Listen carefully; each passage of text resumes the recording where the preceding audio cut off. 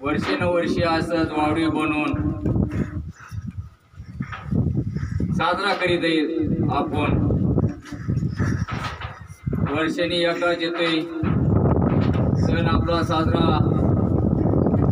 आपलं परंपरा आलेली चालू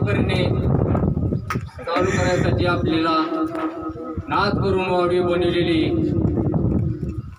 एकदम 6 फुटाची वावडी आपली.